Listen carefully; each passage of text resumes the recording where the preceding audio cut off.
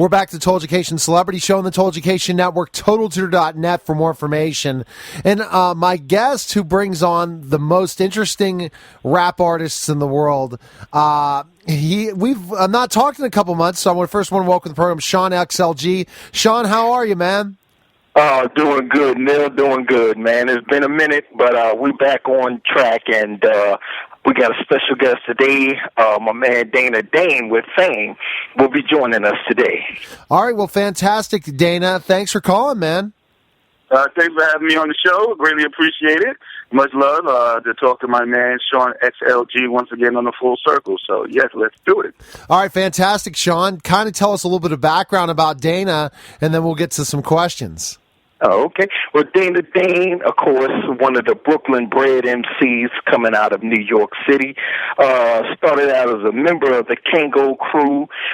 Used to be a partner with Slick Rick, with Dougie Fresh, Slick Rick fame. So they started out as the Kangol Crew, and, of course, everybody eventually went their separate ways and scored huge success with the debut album, Dana Dane with Fame, which actually peaked at number 46 on the Billboard album chart and was certified gold. Dana Dane is the second solo MC to actually have a gold LP. So, and then, of course, he followed that up with Cinderfella Dana Dane, which peaked at number 11 on the charts. And this was back in 1987. So Dana Dane with Fame is joining us today as our special guest, and let's bring him on board. Okay, Dana, let me ask a question. First of all, how you broke into the business. Tell me a little bit of how that happened. Yeah, and I appreciate that, Sean XLG. But just to clarify, on the album charts, I was number 2. The album went number 2. Couldn't get that number 1 spot because Michael Jackson's Bad was on there. So, what can I say about that? But with that said, yeah, I broke into the music business after hearing y'all remember that classic cassette tape with Lottie Dottie and the show on that went around as a mixtape back in the day before it went on sale. And after hearing that and then them putting out the show as a single and all the success they got from that song, I was like, I could do that. I know Rick. We was in a group together. I can rap. So, a friend of mine had been asking me. His name was Sam Jacobs Jr. He's known as MC Holiday, also a.k.a. the Gucci Man, who's since passed. Since then, he had leukemia. He was the producer on my first single, Nightmares. He'd been asking me, to come in and do a song, but I was like, nah, I'm not into that. I'm in college and things. But when I heard Rick's song with Dougie Fresh, I thought, I bet. I gave him a call. We went and started working in the lab, and we sent out the single Nightmares, the cassette, to like various record labels from the top to the bottom, and Profile Records, Gary Peeney. He heard the song out of the box of cassettes and said, yo, let's talk to this guy, and they brought me in. And it's funny that when Nightmares came out in 1985, and it was a hit, a big success, early 1996, January, February, March, April, May, I'm getting letters from record labels still saying, nope, we'll pass. This is not the type of song we're looking for. It's not a hit. It's not, I'm still getting, just letters of decline, but the song is already on the charts and on its way up. So that was kind of funny to me. And Sean, kind of give us the picture as the historian of this when he did finally break in. Give us specifics from what your history of knowing about Dana.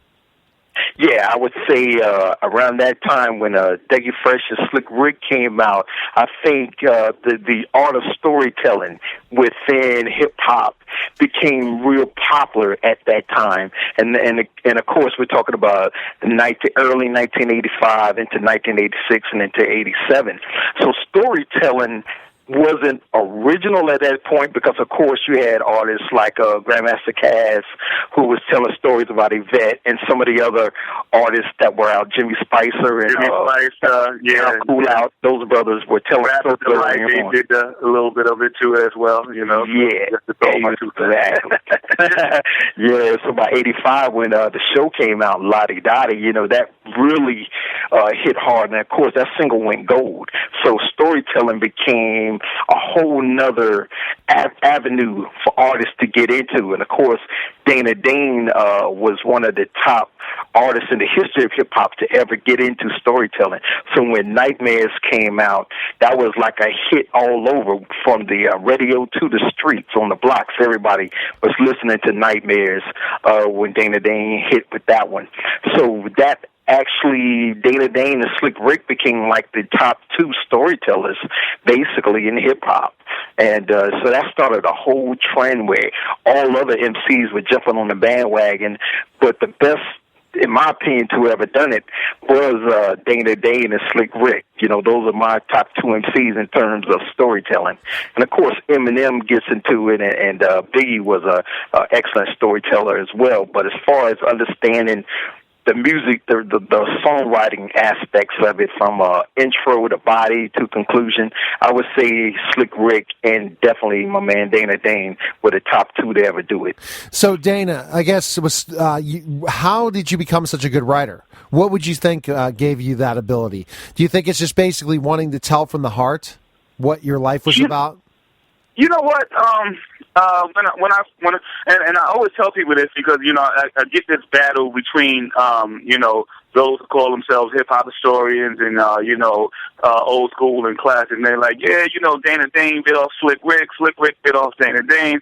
And I always set the story straight. When I met Rick, he was already telling story raps. You know, he had this joint about poker, and it was like, you got to know when to hold them, fold them type of story about playing poker, which was incredible. And from there, and that was late 1979 going to 80, that I was like, yo, and I was just really mimicking other rappers, like the hip, the hop, the hip, no real structure to my rap at all, you know. And when I met him, I like, that's what I need to be doing right there, because that's hot. So I went home literally after that day and started writing one line at a time, just trying to figure out how to bring my story to life. And you know, that's I basically found out I had a talent for it. And you know, I can't say that it was something that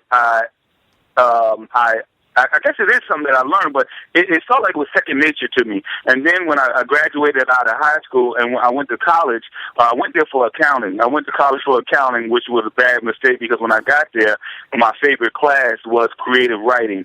And I really started getting into that and just writing stories, not rhymes, just stories from beginning to end. And they taught me about anecdotes and how you outline things, and you write down your intro and your body and conclusion and how you bring that all together. And from there, that's when I think I really started to excel as a writer and telling story rhymes. So that, I guess that's basically where I really picked up and honed my skills at, is in college, even though I never got a degree.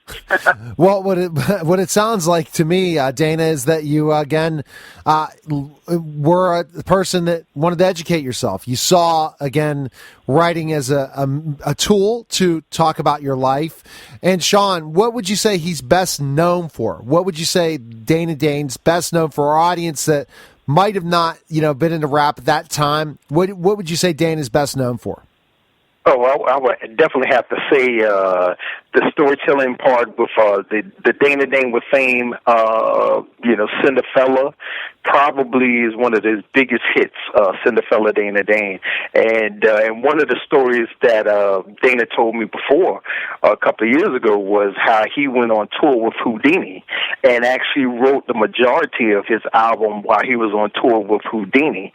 And of course, he and I both kind of learned a lot of our writing skills from Jalil of Houdini, who in my opinion is one of the greatest songwriters in hip hop history. Yes, sir. Yes, sir. Yes, sir. I second that emotion.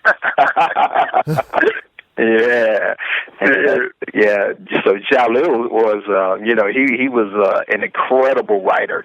I told Jalil myself that I think he's the greatest of all time in terms of songwriting and hip hop.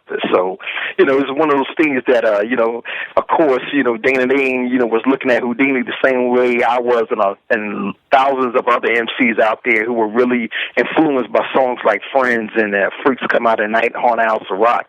So writing writing for me actually developed from learning from Houdini. And I think, Dana being on tour with Houdini at that time period, because Houdini and Run DMC and the Fat Boys were basically the three biggest rap acts in hip-hop during the mid-'80s, and of course the Beastie Boys were big as well. Mm-hmm. So Dana Dane being on tour, with Houdini, was a big thing. So Dana, how did you kind of get used to the fame? Like when you were on top in your game, and you had lots of fans. How did you handle it, especially from someone who went to college, who saw specifically, was looking, I guess, towards in your career being an accountant? You never thought, that you'd be on this large of a stage. How did you handle the fame?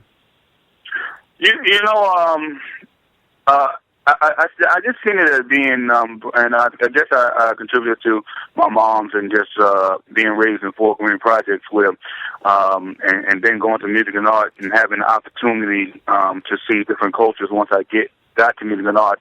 And I guess when I got to the height of my fame from my records, it seemed like second nature to me because I was famous in high school from being in the Kangol Crew. And every day, that was our thing, to dress up, me, Slick Rick, Lance Brown, Kulowski, Omega the Heartbreaker, the 5 members of the Kangol Crew. And we were, we had memberships for the Kangol Crew, and everybody would come to the lunchroom to see us rap, and we were the talk of the school, and other people knew us from that school, and when it came to breaking into the music business and getting the fame, I just always remember to treat people how you would want to be treated, no matter who you were or where you were or what status you had, and that really went a long way for me to stay grounded. And, not let the fame really overtake who I was personally. So I contributed that to, a few things. And, Sean, you can kind of tell us the history of where Dana reached his peak and then went the wayside like everyone else. They have their top notch being on the top and then finally moving to a new type of scene as we see in rap, how it changes throughout. Tell us a little bit about that. Yeah, hip hop changes very quickly and drastically. I think Dana Dane from 1985 to probably 1989, 1990, Dana Dane was one of the hottest MCs out there making music. And then, of course, around 1990, we had the rise of the West Coast coming into play, where you had Ice Cube, and NWA, Dr. Dre.